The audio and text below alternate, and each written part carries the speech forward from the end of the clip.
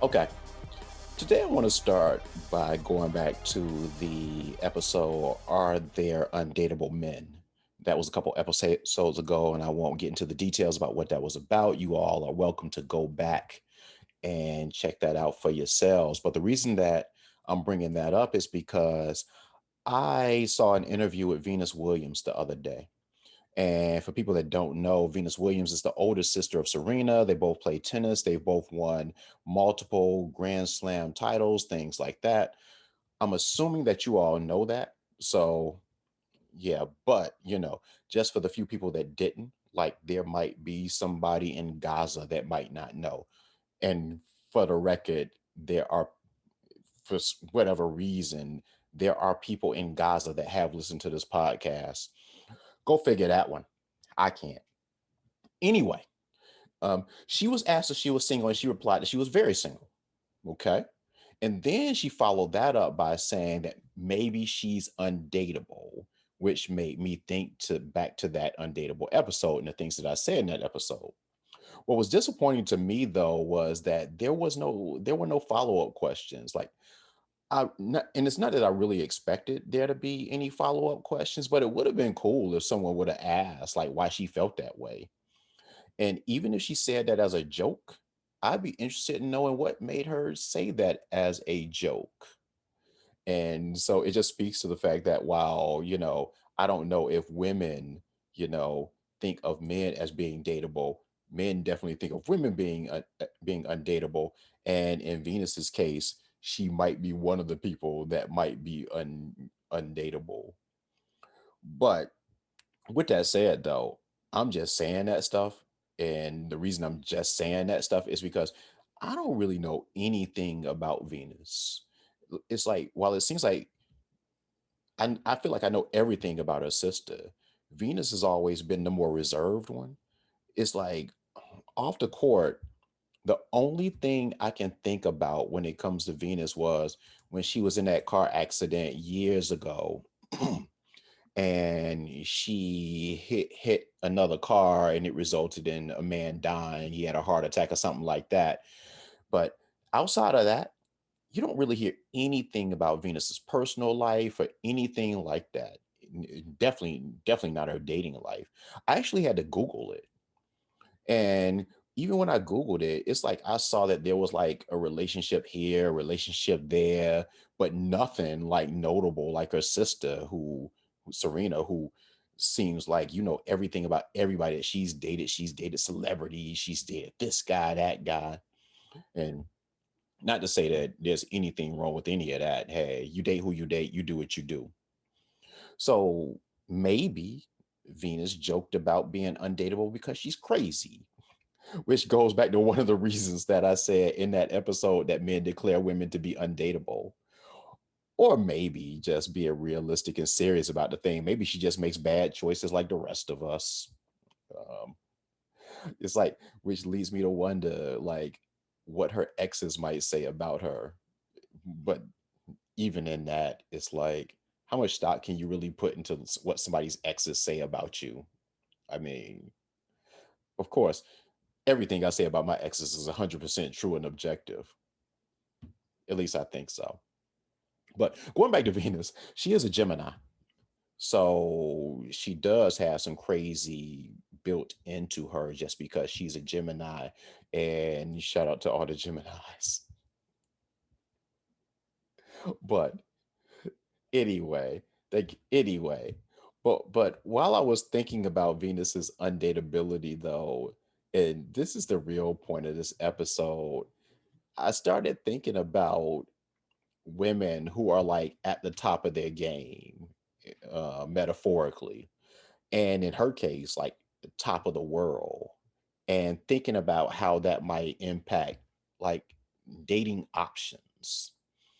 Like, and just speaking financially, it's like I hear like women that make six figures complaining about the lack of options and finding somebody quote unquote on their level. And I'm not even gonna get into how stupid well, what I think about the whole thing about being on somebody's level and what that entails. Even though by saying it's stupid, I guess that is me like giving my opinion and getting into it. But anyway, but with that said, if you're Venus Williams, who is like point oh in the 0.0001% class in terms of finances, and I don't mean to count our money while I'm counting her money, she's reportedly worth $95 million. Okay. So who does she date if she's looking for someone else that's worth $95 million? Someone quote unquote on her level. So, and it's so different from guys that might be worth $95 million because guys don't have those types of financial restrictions of what a woman has to make to be considered. And because of that, the $95 million guy, he has a ton more options. And before I move on, I'll also say what's interesting about Venus is that she's hood. And I don't mean that in a negative way. Actually, I'm saying that in a positive way, believe it or not. Yeah. So I don't mean to crap on her. I'm just saying that as refined as she might be, she might have grown to be over the years since she started making money. She's still from Compton. And while you can take the girl, or in this case, woman out of Compton, you can't take the Compton all the way out of the woman. So I'm sure there would be many times that the $95 million boyfriend would be appalled at times when the Compton comes out of her because he's not used to that. Because most $95 million men, they usually grew up with silver spoons and they're not used to the hood behavior. It actually reminds me of Eve, the rapper. Um, she's married to a multi-million-dollar dude, and that dude, which what compounds that their relationship is that the dude is British. And I saw her in an interview back in the day, and she was asked like how her and her husband relate to each other, and if she had to kind of tone herself down. And what she basically said was that she's from Philly, and the Philly's still in there. And for people that don't know, Eve is from Philadelphia. And basically, what she was saying, or at least the way I interpret it, was that, there was some hood that's still in there and it comes out. And when it does. And he just has to deal with it. Again, I'm not saying that in a bad way. Most of us, especially black men, we like a little bit of spice. I know women like a little bit of spice as well. They used to call it dating a bad boy, or having a little thug in them, or something like that. When we talk about women, we refer to it as spice, and a lot of men like a little spice. Just not too much that we'll get heartburn from it, but yeah, just a little bit. Yeah, nothing wrong with that. But I'm just not sure how many $95 million dudes would like a little spice. So I'm just saying that that might be an issue between Venus and their fellow $95 million pool candidates or whatever. Now, that is, of course, if she's limited herself to only dating people on her quote unquote financial level. And let me just say this about levels, because I hear that word more and more, and not just talking about the financial thing, but just levels in general, because oftentimes people don't necessarily articulate what they mean when they talk about somebody being on their level or wanting somebody on their level or anything like that. And this is me saying this after I said I wasn't going to get into it. I guess I'm going to get into it now, but I'm going to do it briefly. Anyway, first of all, like I said before, I hate the word. I think it's stupid. And what's funny about it is, while nobody admits to it because they want to be considered as humble, it when you talk about levels, it implies that there are people that are beneath you. And on a side note, if you ever say that you're humble or use that word while referring to yourself in any way, then you're probably not humble. As a matter of fact, I'm saying that you're not humble. So, uh, like I was saying about the whole thing about levels and stuff like that, it implies that there are people beneath you, and that's not good. And this is one of those episodes where I'm gonna like go and plead the case of the minimum wage worker and say that the Venuses of the world should be giving them a shot. Nah, I'm not even on that. Even though there are tons of decent dudes that don't make anywhere near $95 million, still, that's not what this is about, pleading their cases and talking about how dare you not give them a look.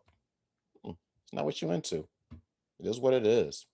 But what I am saying that if you narrow your focus to only people that are similar to you, in this case being financially, it's going to severely limit your options. And that's whether you're making like $95 million dollars or whether you're making $100,000. And whether you're making $95 million dollars or you're making six figures, you you can't be so naive to think that you're in the average category of earners in this country, especially even in this country. You go to other countries, then definitely it's not realistic. But in this country, it's not even realistic because, for example, if you make $100,000 a year, that puts you in the top 15% of earners in this country. It's like, think about that. It, it, it reminds me one time, me and my homeboy, we went to visit his home girl one time just to kind of get away, hang out and stuff like that. And she was a big time executive making nice money. She was making like, shoot, I know she was making well into the six figures. And the funny thing about it is, the three of us, we were talking and stuff like that, having a good time, and you just talking about money in general. And she mentioned how much she made, thus how I know that she makes in the six figures, high six figures. And she actually said that she thought that everybody was making money like that. Maybe not the exact amount, but she thought what she was making was like average.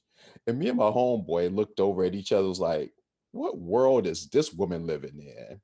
So if making 100 is in the puts you in the top 15%, what she was making probably had her in the top 5%. So it's just interesting the way that people think. But getting back to the point, if you make 100K, then that puts you in the top 15% of earners in this country. Then if you then of that 15K, I mean of that 15%, um, you have to rule out the gender that you're not attracted to if you're looking for somebody on your own financial level. You're in the top 15%. That means you have 15% people that you can date. So you have to rule out the people in the gender that you're not attracted to. So, ladies, if you're attracted to dudes but not women, then you have to rule out all the other women, vice versa. You know how that goes. So that cuts down on your number right there. And then amongst that number that's left, you have to further narrow that down to the option. You have to further narrow your options down by ruling out the physical and personality traits that you're not interested in. So that knocks out however many people. And then you have to rule out the people that are involved, people who are married or in relationships or otherwise, things like that. Or maybe you don't have to, depending on how grimy you are. Hey, this is the no judgment zone. So hey, if you are grimy like that, looking to steal somebody's wife or husband, knock yourself out. I am not making any judgment. If you can take them, that means they were there to be taken. It is what it is. So so again, this is not to tell you that you should be like looking at the minimum wage dudes and giving them a shot if that's not what you want to. It's not telling you even that you should cut back on your standards. I know oftentimes, I remember me and Reggie, we had conversations and talking about women have too many things on their list. And then Reggie brought out the 3-page list, which was weird. But women having too many things on their lists and stuff like that, and they need to cut back on their lists and all that stuff. I am not telling you to cut back on your list. I am not telling you you should cut back on your standards. Whatever your thing is, if that dude has to make as much as you or more in some cases, you go with that. I just want to get away from the whole idea of using the word levels. And I also want to get away from speaking badly about people just because they don't meet your criteria. Like if I hear another chick talk about broke in words, and you know what that is, for example, it's like, hey, people are who they are. And if they're not you, it is what it is. But with that said, if you don't cut back on your standards and you do require all of these things, like I said, the 15%, you cut that back on, you cut out these people and that lowers it to however many, you cut out these people, it lowers out that many people and blah, blah, blah. You have to accept and acknowledge that if you're going to maintain those standards, you know, and you are in that real shallow dating pool, you have to acknowledge that the reason that the pool is so shallow is because you have removed most of the water from that pool. Yeah, it's not that the pool is shallow just because. Nah, you took your little bucket and dumped all the water out of the pool. So you have to accept it. So you can't be saying, yo, there are no good men out here. And you can't say there are no good women out here. There are tons of good, decent brothers. There are tons of good, decent sisters out here. It's just that they don't fit your criteria. Doesn't make them bad, doesn't make them broke in words, doesn't any of that stuff. They're just not for you. And you have to accept the fact that you might have to be by yourself for an extended period of time because of your standards. No shame in that. No shame in that. Because the thing about it is, if you have something on your list and you know for a fact that somebody that doesn't have that thing on your list, if you know that being with that person is going to make you miserable because of what they don't, because they don't have that thing, yeah, you shouldn't be with them just because you have too many things on your list. But that's neither here nor there. Yeah. So, yeah, what it comes down to ultimately is that, there's no shame in acknowledging that you might have a lot to do with the reason that you're single. And it's not the other gender. It's not like all women are this, it's not all men are this. So I know that I do. I know that I have to acknowledge my stuff when analyzing why I'm single and yeah, what my standards are, because I do have standards and I'm not ashamed of that. But everybody does. Yeah. And let me make sure to make this point. I mentioned Venus throughout this whole thing. And really, she was just like the vehicle to drive to the point I was trying to get to, because I know absolutely nothing about Venus. And even though I said that in the beginning, it's worth reiterating. I don't know that woman, obviously. I don't know anything about that woman. I don't know what her standards are, and I have no idea the reason why she's single. And I don't even have any evidence of her being undateable. It's just when she said that she was undateable, it just kind of like sparked something in me. And I was like, huh, that's interesting. So, yeah, I don't know anything about her. I don't know what makes her undateable, all that stuff. Except she's a Gemini. Shout out to all the Geminis. I mean, come on now, Geminis. Y'all know y'all are crazy. Come on. I mean, let's call it what it is. But anyway, that's just kind of a joke. Well, kind of. Anyway, let me move on. Let me send a shout out and let me, and whatever else you would send to someone who's ill. But let me send a shout out to Biz Markie. Bismarck is 57 years old and has type 2 diabetes.